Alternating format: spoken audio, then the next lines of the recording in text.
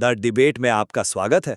आज हम 2025-26 के आर्थिक सर्वेक्षण के आधार पर भारतीय अर्थव्यवस्था की सेहत और उसके भविष्य पर बात करेंगे। बिल्कुल। और ये सर्वेक्षण एक बहुत ही दिलचस्प कहानी बताता है जिसमें एक विरोधाभास भी छिपा है। एक तरफ तो ये है कि भारत 7% से ज्यादा की ग्रोथ रेट के साथ दुनिया की सबसे तेजी से बढ़ती अर्थव्यवस्था बना हुआ है। हमारे मैक्रो इकोनॉमिक फंडामेंटल्स मतलब अर्थव्यवस्था की जो बड़ी तस्वीर है वो काफी मजबूत दिख रही है। हाँ बिल्कुल, लेकिन सिक्के का दूसरा पहलू भी है। ये जो शानदार ग्रोथ है, ये हमारे रुपए की कीमत में या फिर विदेशी निवेश के फ्लो में कहीं नजर ही नहीं आ रही है।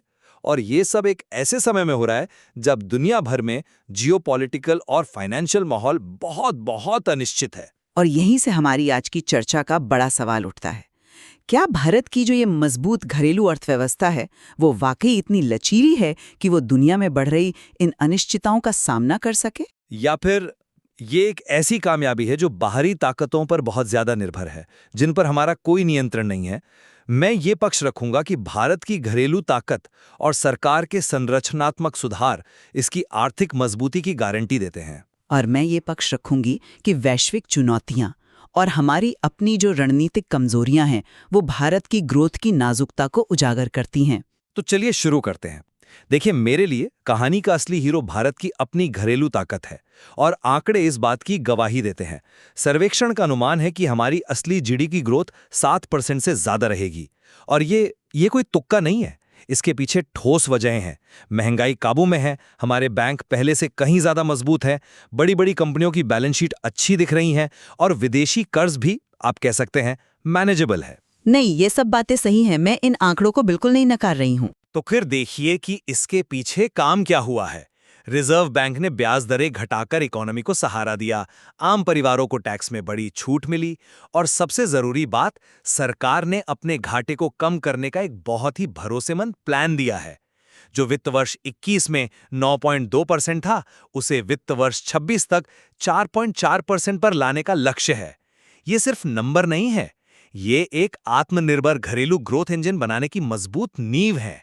और इतना ही नहीं, जीएसटी में सुधार, बीमा और परमाणु ऊर्जा जैसे सेक्टरों को प्राइवेट और विदेशी निवेश के लिए खोलना और लेबर कोड्स को लागू करना, ये सब हमारी क्षमता को और बढ़ा रहे हैं।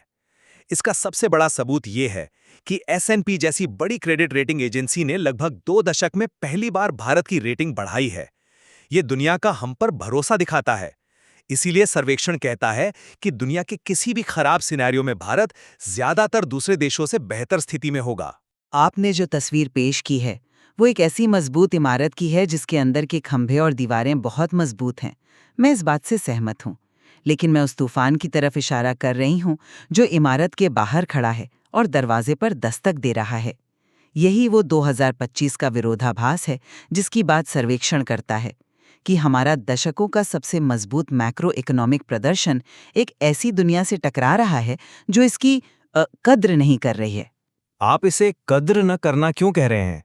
रेटिंग अपग्रेड तो इसी का सबूत है। क्योंकि सबसे बड़ा सबूत हमारा रुपया है। सर्वेक्षण के शब्दों में कहूं तो हमारा रुपया अपने वजन से कमजोर प्रदर्शन कर रहा है। ये सिर्फ एक एकेडमिक बात नहीं है।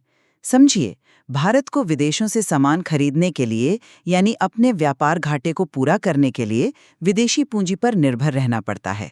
जब ये पैसा आना कम हो जाता है तो रुपये पर दबाव बढ़ता है और आज हम वही देख रहे हैं।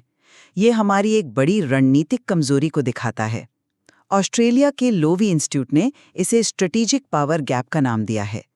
आसान शब्दों में, कागज पर हम जितने शक्तिशाली दिखते हैं, असल दुनिया में हमारा असर उतना नहीं है। इस मामले में भारत का स्कोर -4.0 है, जो रूस और उत्तर कोरिया को छोड़कर पूरे एशिया में सबसे खराब है। अब इस अंदरूनी कमजोरी को अमेरिका के टैरिफ और एक ऐसी दुनिया से जोड़कर देखिए जो आपस में बटी हुई है और जोखिम लेने से डर रही है। तब तस्वीर उतनी अच्छी नहीं लगती। जब दुनिया का माहौल ही खिलाफ हो तो घर की तरक्की काफी नहीं होती। हम जियोपॉलिटिक्स के शिकार बन रहे हैं।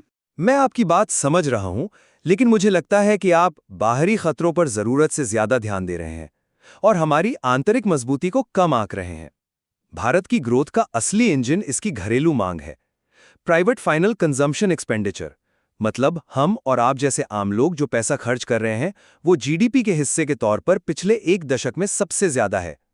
वित्त वर्ष 26 की पहली छमाही में ये 7.5% बढ़ा है। ये दिखाता है कि बाजार में मांग कितनी मजबूत है। लेकिन क्या ये मांग टिकाऊ है? बिल्कुल, क्योंकि ये सिर्फ खर्च नहीं है, निवेश भी उतना ही मजबूत है। ग्रॉस फिक्स्ड कैपिटल फॉर्मेशन यानी देश में नई फैक्ट्रियों, सड़कों और मशीनों पर जो निवेश हो रहा है, वो भी इसी दौरान 7.6% बढ़ा है। ये विशाल घरेलू बाजार हमें बाहरी झटकों से बचाने के लिए एक कुशन का काम करता है। और हमारे सर्विस सेक्टर को तो देखिए, जो हमारी अर्थव्यवस्था की रीढ़ है, वो 9.1% की दर से बढ़ा है। ये कोई नाजुक नींव नहीं है, ये एक ठोस और चौतरफा ग्रोथ है जो बाहरी हवाओं का सामना करने की हिम्मत रखती है। ये एक दिलचस्प बात है, पर मैं इसे एक अलग नजरिए से देखती हूँ। आप जिसे ताकत बता रहे हैं, सर्वेक्षण खुद उसे एक छिपी हुई कमजोरी की तरह दिखाता है। हाँ, हमारा सर्विस सेक्टर बहुत मजबूत है, लेकिन सर्विस साफ कहता है कि सर्विस एक्सपोर्ट से हमें डॉलर तो मिल जाते हैं, लेकिन वो हमारी सरकारी मशीनरी या स्टेट कैपेसिटी को बेहतर बनाने के लिए कोई दबाव नहीं बनाते। मतलब हमारा सबसे बड़ा एक्सपोर्ट सेक्टर हमारी संस्थागत कमजोरियों को ठीक करने में मदद नहीं कर रहा। लेकिन वो ग्रोथ तो दे रहा है, नौकरियां तो दे रहा है। हाँ, पर लंबी अवधि की स्थिरता के लिए ये काफी नहीं है।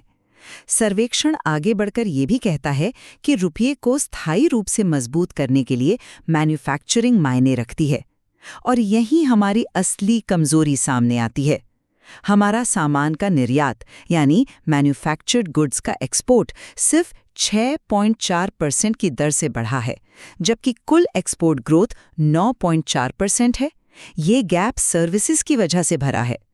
ये जो असंतुलन है, सर्विसेज पर हमारी ये ज़रूरत से ज़्यादा निर्भरता एक ऐसी संरचनात्मक कमजोरी है जिसे हम नज़रअंदाज नहीं कर सकते। ये वैसा ही है जैसे किसी गाड़ी का एक पहिया बहुत बड़ा और मजबूत हो और दूसरा छोटा और कमज़ोर।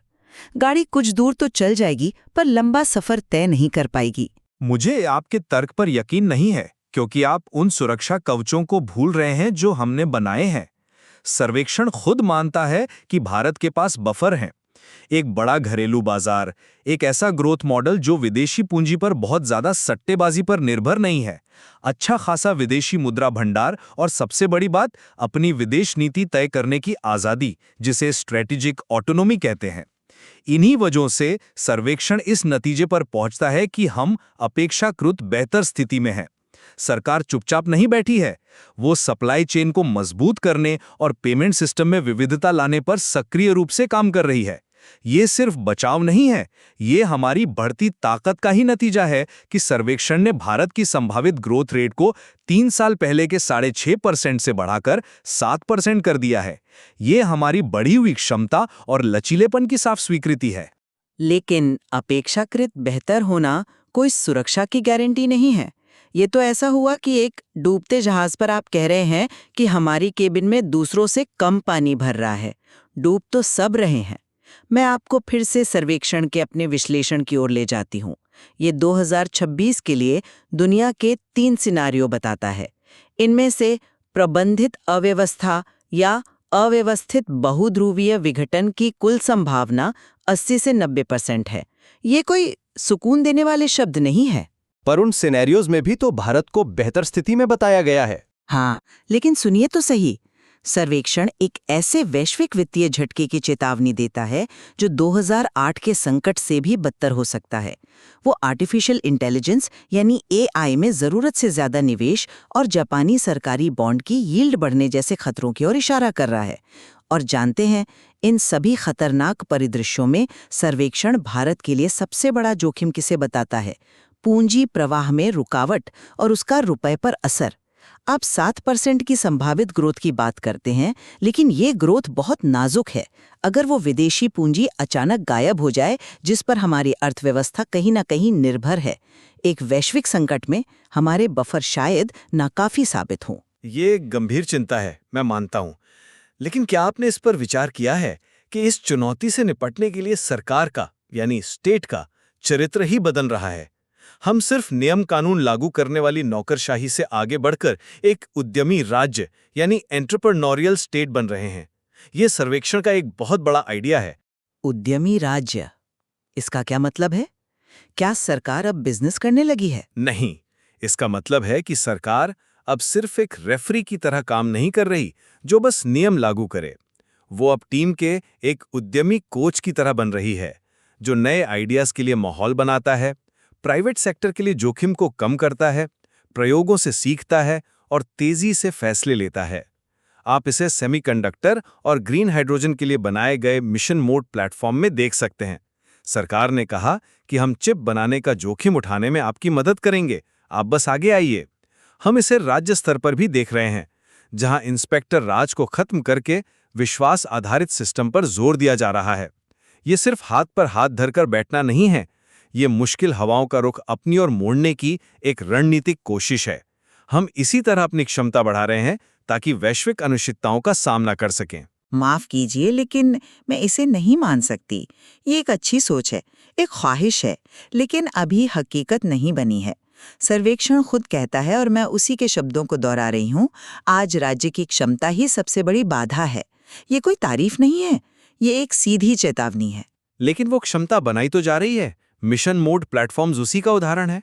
बनाए जाने की कोशिश हो रही हैं, लेकिन साथ ही साथ दूसरी चीजें भी हो रही हैं। सर्वेक्षण राज्यों द्वारा बिना शर्त कैश बांटने के कपटी प्रभाव की ओर भी इशारा करता है, जो विकास पर होने वाले जरूरी खर्च को कम कर देता है। सर्वेक्षण उस आलसी विकल्प की भी आलोचना करता है जिसमें बड़ी कंपनियां इंपोर्ट पर टैक्स लगाकर संरक्षणवाद की मांग करती हैं, जिससे उन छोटी कंपनियों को नुकसान होता है जो निर्यात करना चाहती हैं। ये अंदरूनी कमजोरियां, एक सीमित सरकारी क्षमता, लोकलुभावन खर्च और कुछ खास लोगों के हितों को साधने की प्रवृत्ति, ये सब बाहरी खतरों से प्रभावी ढंग से लड़ने की हमारी काबिलियत को कमजोर करती हैं। सर्वेक्षण कहता है कि हमें एक मैराथन को स्प्रिंट की तरह दौड़ना है। ये एक बहुत शक्तिशाली बात है, लेकिन आप एक मैराथन को स्प्रिंट की तरह तब तक नहीं दौड़ सकते जब तक आपके संस्थागत पैर उस तनाव को झेलने के लिए मजबूत ना हों, और सबूत यही बताते हैं कि वे अभी उतने मजबूत नहीं हैं। देखिए, बाहरी चुनौतियों से इनकार नहीं किया जा सकता, लेकिन इस पूरी चर्चा के अंत में हमें भारत की घरेलू अर्थव्यवस्था की निर्विवाद ताकत, सरकार की नीतिगत गति और लगातार चल रहे सुधारों पर वापस आना होगा।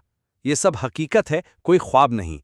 हमारी संभावित ग्रोथ रेट का 7% तक बढ़ना इसी लचीलेपन का सबसे बड़ा प्रमाण है, जो पिछले 1 दशक के सुधारों और निवेश का नतीजा है।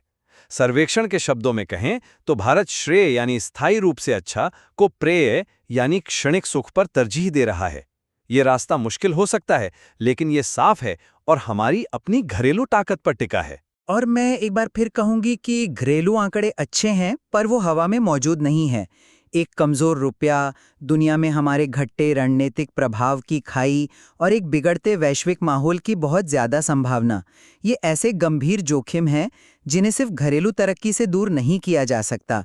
2025 का विरोधाभास असली है। विदेशी पूंजी पर हमारी निर्भरता हमारी दुखती रग है। ये सोचना कि हमारी घरेलू कामयाबी हमें बाहरी दुनिया की कठोर सच्चाइयों से पूरी तरह बचा लेगी, एक बड़ी भूल होगी।